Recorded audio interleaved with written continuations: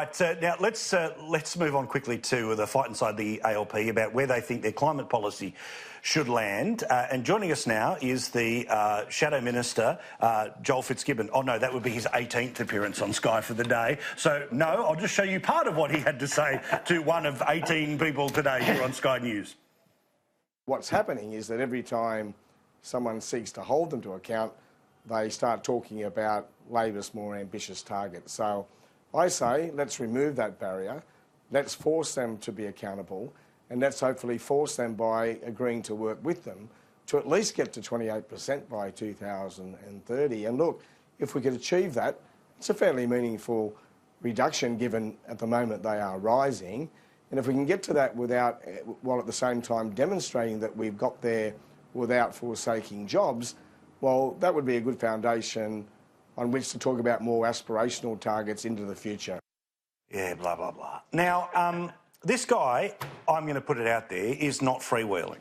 This bloke is strategically being used to send a message that we get it, but of course they'll ultimately land in exactly the same place that they have in multiple elections and the same result will end up happening. That's what I want to ask all of you guys, because look, I know it's easy for us to say, well, Queensland delivered them. We all know why climate change policies were bad for Labor, right? But I want to ask all of you, are you as cynical as I, that this bloke, who, by the way, is not a backbencher, he's a member of the Shadow Cabinet. You can't just randomly go on television half a dozen times to relentlessly say the same thing after you leaked that speech to a newspaper, a speech you'll be giving again later in the night. I feel like today, for want of a better term, he's the canary in the coal mine, where he is being sent in there by Albo to send a message that they care, but the actual result will be...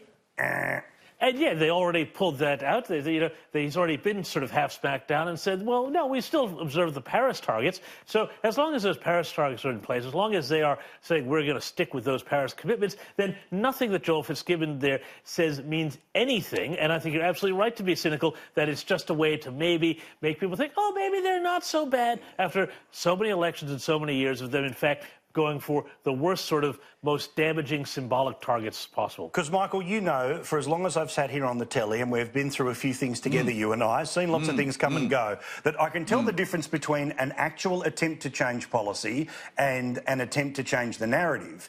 And making a speech, leaking a speech and talking a lot about a speech while you are bound... And don't forget, the Labor Party, so much more serious about internal discipline than the Liberal Party. If this bloke had got his... If this bloke was ahead of his skis when it was leaked to the newspaper, do you think he would have been allowed on television 9 times today? Yes, he has had a good run at it today. We haven't missed him. No. Well, look, I mean, Paul, I love all my colleagues. I'm not having a crack at them. I'm just saying, crikey, no, he was willing to talk today.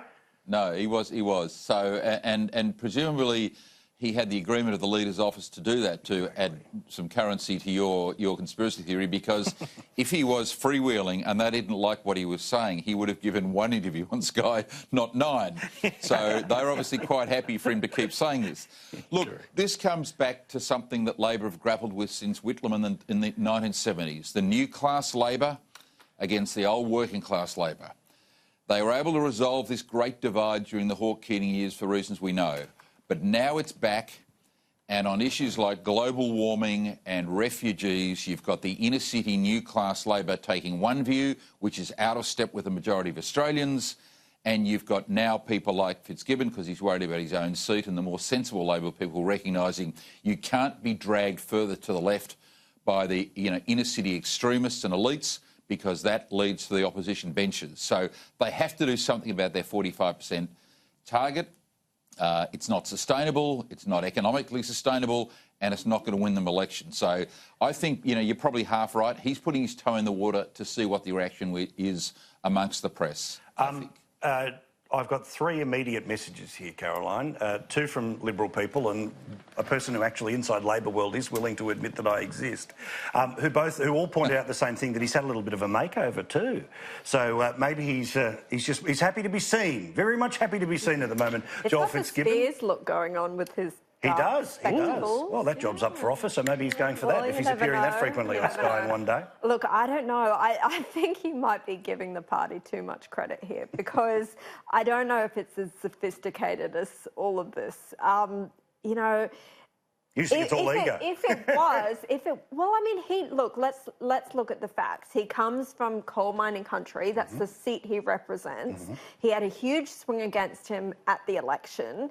He needs to save his own hide among the people who are voting for him. So if he says it now and he's forced to say something later, it's clear that he was dragged to it. He personally felt a different way. I mean, I think that why else would the climate change spokesman for the party, Mark Butler, come out and just wholesale reject his idea today, even if they did go ahead and let him give 25 interviews? So you're going benefit of the doubt? Well, I don't think the party is quite as sophisticated as I suppose we can't argue at the start of the hour that they're taking money in wine boxes, and then at the other, their communication strategy is so well thought through. Fair point, although, of course, as Troy Bramston pointed out, there are more people working in the Leader's office who are dedicated to dealing with the media than forming policy or dealing with the party in the next little while.